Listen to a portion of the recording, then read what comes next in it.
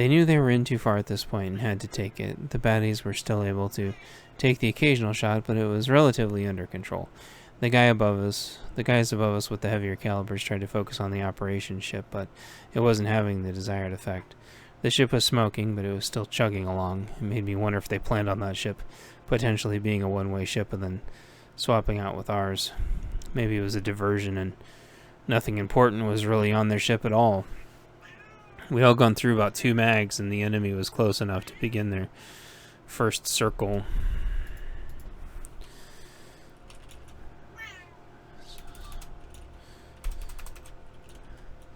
They began clockwise as expected and were able to safely head towards our ship by getting into our blind spot. By now I could see that we had several successful hits, but most of the ships were still in the fight. We'd punctured holes in their rafts, but they were patching them up quickly and still coming. Behind the rafts were some 40-footers or so. I couldn't tell if we were doing anything to them or if they were diversions as well. I was on the northeast section of the rig, so I didn't have to pivot, but it was time for the northwest guys to pivot so we could try to prevent them from getting on the patrol vessel and buy it some time to use its 30 caliber machine gun. We all dumped our third mags into them as they started their arc, giving our guys safe passage as they began tactical maneuvers. They all yelled, "Moving, cover me!"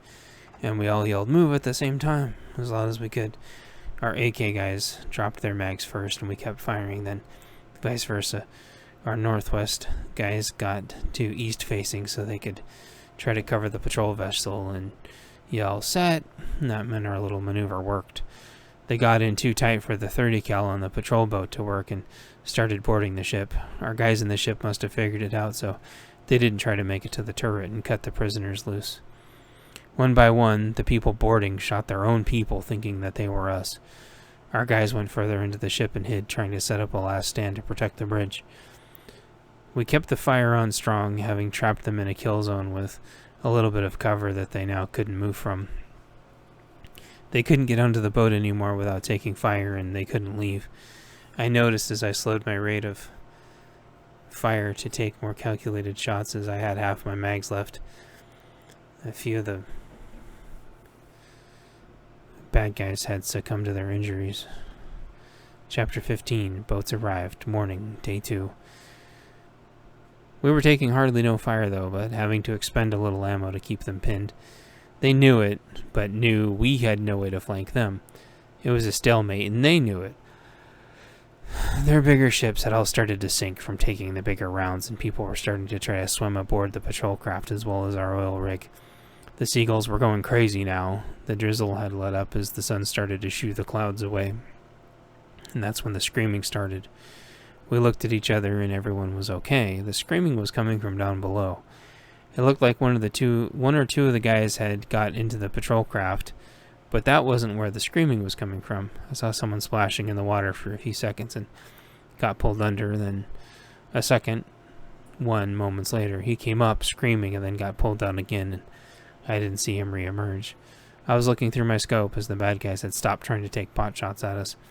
There were several rafts that were trying to take on the survivors from the bigger ships that were starting to sink. They were trying to make one last separate effort to get on board our patrol ship. There were maybe 20 of them left. They tried to get into the ship, but were shooed back out by gunfire from inside. The bad guys went to help their buddies onto the ship, but we kept shooting at them when the opportunity popped up. We really didn't want them on our patrol boat, that's for sure. We tried to only take shots that weren't going to penetrate our ship at all. They couldn't use this to their advantage too well because shooting was coming from inside the ship as well. The bad guys would lean over the ship to help their friends up, and we'd shoot them and they would fall out. If they got too close to the entrance of the patrol boat, they'd get shot more. They didn't seem to be shooting back though. There was waving and pointing, and they were scrambling to get people out of their boats. This seemed all too familiar. I suspected what was going on, and moments later it was confirmed. Into one of the rafts flopped in a big seal monster trying to gobble everyone up that he could, like an insatiable video game character. The bad guys combined their fire on it, which slowed it down, only for another one to come up from the other side. Raft by raft, the screams were soon silenced. Even if we could have done something, we had no angle with which to shoot as they were behind our patrol craft. Thankfully, the bad guys couldn't get onto our craft anymore, but there were some we didn't shoot that saw it was hopeless and tried to make one last incursion into the patrol boat. There was a brief shootout, then nothing. I had an idea and yelled, "Moving, cover me!"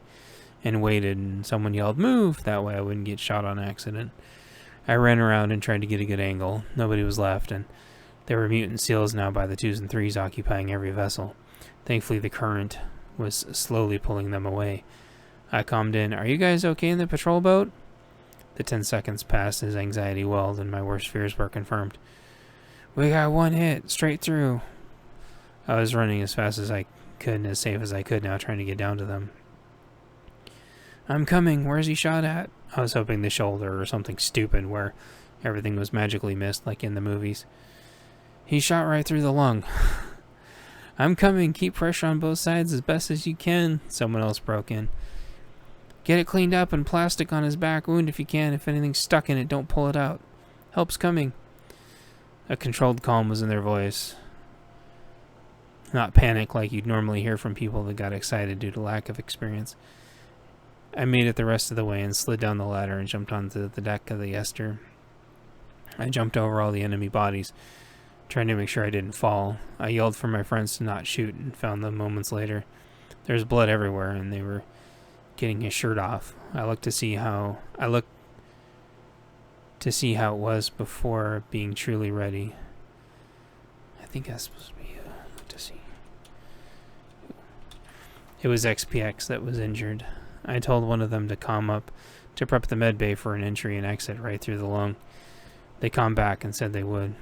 Thankfully, everyone recently through the military had been combat lifesaver trained, and they had trained me in turn. Someone threw the medical kit that was on the bridge, and I got some plastic gloves. They got his shirt off the rest of the way, and with the adrenaline, he hadn't gone into shock yet.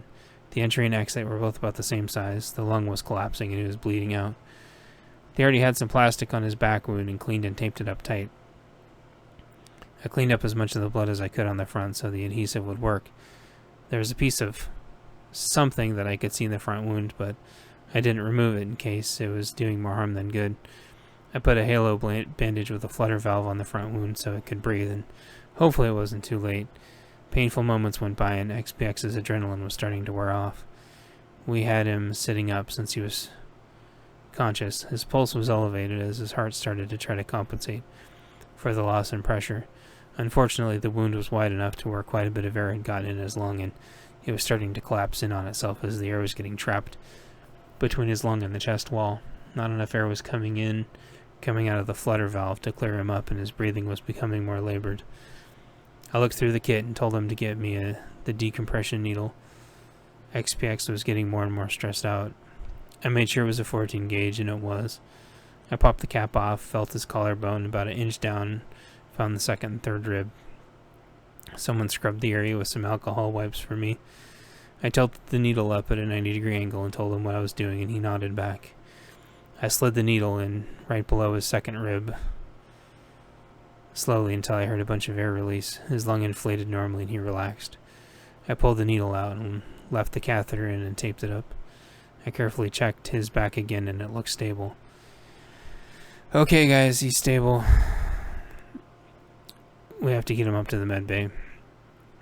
We formed our hands in a cross pattern and gently carried him up out of the ship and into the elevator.